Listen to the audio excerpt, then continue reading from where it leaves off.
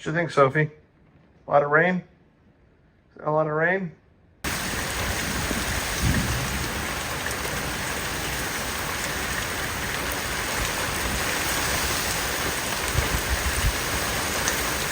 It's Sunday, and we just got a pop-up shower.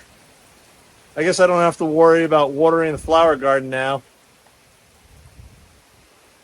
I hope we get maybe an inch of rain out of this. We'll see. We'll check after the storm.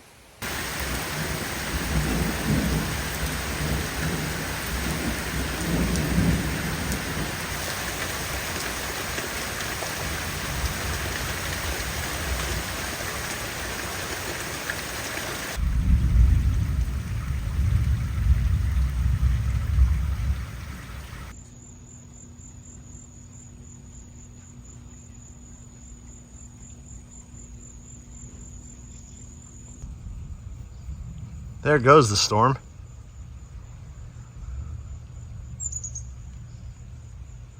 Okay, any guesses as to how much rain we got? Pause the video, go leave your comments below. No cheating. Just go leave a comment as to how many inches of rain you think we got. Wow, look at that. Almost an inch of rain in less than an hour. Probably closer to 40 minutes. Do I want to know what you're getting into? Probably not. Well, now I don't have to water anything tonight.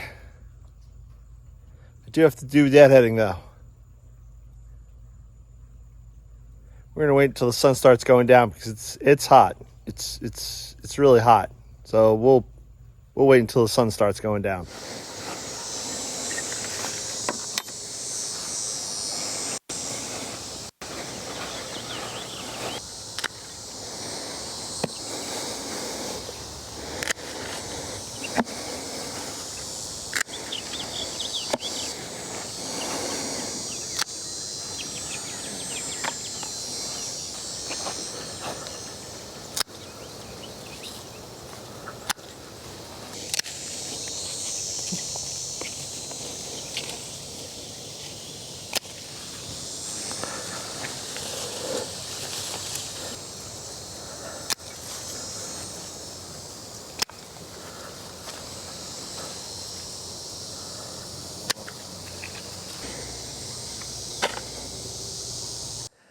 Welcome back to the channel. It's another heat advisory day here in Eastern North Carolina, and it may be a heat advisory by you wherever you are in the country, unless you're like all the way up by the Canadian border or something. Working in a heat advisory is generally not advised, although many people do work in heat advisories because their jobs dictate it to. For instance, like road crews, electrical companies, cable companies, that kind of thing. People who are necessary to keep everything functioning, so then they have to work outside. But as gardeners, we don't necessarily have to work outside. That being said though, if I don't get outside and I don't start doing some deadheading, all of this Mexican sunflower will go to seed very shortly, and then I will have no more blooms for the rest of the season. And theoretically, I can keep these Mexican sunflowers going right up until frost, which for me, again, is probably early to mid-November, depending upon which way the wind blows. Could actually even be late November. Nonetheless, I'm out here today doing the deadheading on the Mexican sunflower because, again, if I don't, it'll go to seed. But there's another reason I'm doing this, and that's because to be pulling the fence over in the rose garden when it's 87 out with it feels like 104 is probably not advisable. So I pick and choose what battles I can fight, and this is the battle I'm deciding to fight today. I'm getting in here and I'm doing some deadheading on these Mexican sunflowers. Again, hoping to keep them going as long as I possibly can, possibly even until frost. But it is quite warm, and doing something like deadheading is something that's, I'm still sweating. So if I'm not overextending myself, as it were, and thus, hopefully, keeping from the heat stroke. It's important, as many of you have already heard ad nauseum. Drink plenty of liquids, wear a hat.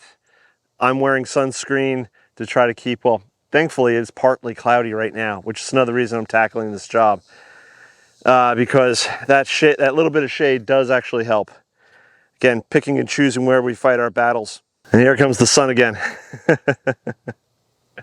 The other thing I'm wearing is bug repellent because the bugs are out, and I'm not worried about the bees or the butterflies that you may see in this video flying around enjoying the Mexican sunflower. It's more of the mosquitoes and gnats, which were really out earlier this morning. They don't enjoy the heat too much. So they're the smart ones. Here I am out in the heat. I'm going to take this back to there. So yeah, so this is what I'm doing today. Yesterday, we had some crazy rain, pop-up shower, and thankfully, we got almost a full inch of rain.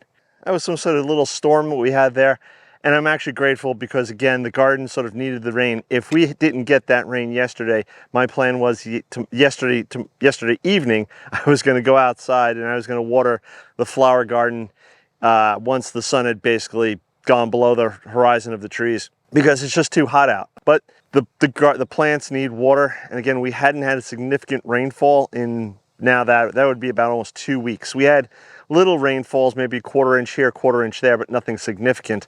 And the plants need water, so I was going to go do the watering yesterday, but thankfully I didn't have to. We got the 1 inch of rain. Life was good. So here I am deadheading, and again, maybe it's shown up on video yet. I think you just may have caught that one. That's another reason for doing the deadheading on the Mexican sunflower, or really any flower, is it removes the dead ugly stuff. The dead seed heads. Some seed heads look nice, but other seed heads, not so much. To me, Mexican sunflower seed heads do not look all that great. And if you remove them, A, it makes the plant look a little nicer, but B, it forces the plant to turn around and produce new flowers. And the reason being is because it's doing a whole chemically thing, it's producing seeds, and all of a sudden that's gone. That signal's been broken. So now it needs to produce another flower to try to produce more seeds to continue its life cycle. And by removing the seed heads, where you're now saying, no, I want more flowers, produce more flowers, and this way you can produce more seeds, and thus you can continue your life cycle. The other benefit of that would be, if it continues flowering right up until about fall, all the bees that enjoy this and need this, and all the butterflies, they get to have it again up until fall. If I were to let this go to seed within the next month, because it would easily go to seed within the next month, if not sooner, then the bees and the butterflies would lose out on this feast that they're having. Butterfly. So I'm coming in here and I'm doing the deadheading. It makes it look nice for me. It tells the plant to produce more flowers. The bees and the butterflies love it. Life is good. There are other flowers out in the garden that they could go to, but they really, really seem to enjoy the Mexican sunflower. Don't ask me why. Maybe there's some sort of special nectar. I don't know. The other animal that actually really enjoys the Mexican sunflower, and if you don't grow it, and you can grow it in your area, you probably should, is hummingbirds. It's not, to me, it's not a plant that I would think that hummingbirds would enjoy, but I have seen, especially in the evenings, the hummingbirds flying all around. I've witnessed them feeding. It's pretty incredible. It's actually rare to see them feeding because they just move so fast, and I think there's so little nectar that they can get from the flower, but it tastes so good that they want it. So I guess it's something variety with their diet. Sciencey things I don't understand, but if you know, you can leave a comment below. I'm going to keep doing the deadheading here. Let me show you, in case you've never deadheaded before, what deadheading really is all about. Many of you viewers already know all this, so you can fast forward if you want, but let me show you the novices. All right, I think I got a couple here in shot. So here's a spent flower. I know it's spent because all the flower petals are off, and I can start seeing the little, I think these are called florets. If I'm wrong, leave a comment below, but they're all starting to go brown. This one is even more brown. But what I'm doing is, push this aside, is instead of just cutting up here at the flower head, I'm going all the way back down to the nook or the crotch or where the two stems join, whatever you want to call that, and then I'm cutting it there. Here's another one. Again, hopefully it shows up on camera here. I can't watch the camera and cut at the same time. But again, I'll just take that one back down and I'll just trim it there. Is there another one that's maybe in frame? Let's do this one. This one's a pretty big one. Boom. So I've got the whole stem. I've got some of these leaves which are dying off, and this one's done. So now the plant should theoretically throw up new stems or flowers. Now, not every plant, well, not every flowering plant, you can do this too. So for instance, my gladiolus, which you've watched earlier in the year, I have an incredible display of gladiolus in the flower garden. Once those flowers go and I cut that stalk, the plant itself will not produce another flowering stalk. That's it, it's one and done. So when I do cut them, it's not for the plant to produce another flowering stem, it's just for aesthetic values, because then seeing all the tall brown stalks sticking up, they don't look nice. I'm gonna finish deadheading here, and then we're gonna bring out the star of the show here.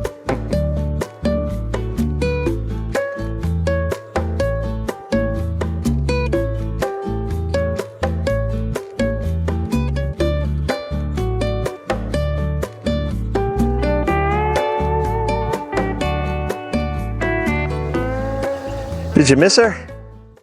She's back. So thankfully, this morning at least, I have some clouds here which have made this exercise more tolerable, but I see fewer clouds in the distance. And again, we're under a heat advisory, and it's supposed to be like 104, I guess, in the sun. Right now the temperature I think is like 88. I'm sweating. I'm done with cutting up the Mexican sunflowers for now. And this bucket right here filled with all the cut deadheads, I'll just simply take and throw on the compost pile, and they'll go ahead and break down, obviously, and create brand new compost for me in the future, which I could then use for a variety of things. Whew, it's hot. I'm sweating quite a bit, and it's only 9:30 in the morning. Sophie here too doesn't like the heat. Oh, she tries playing in the heat, and then about 10 minutes later, she's had it. And it's the end of the story, and she wants to go back inside. So, oh, here comes that sun again. Run for the shade, Sophie. That's going to wrap it up for today. If you guys don't follow me on Instagram, give a follow on Instagram. Please do me and yourselves a favor. Check out all the links below. Thank you to all the new subscribers. I noticed a few minutes ago, we have a bunch of new subscribers. So thank you for the new subscribers. Hopefully you find this channel enjoyable. You could tolerate me. Some of you are just here for Sophie. I get it. So again, check out all those links below. We're going to catch you on the next one. Bye-bye. Come on, Sophie.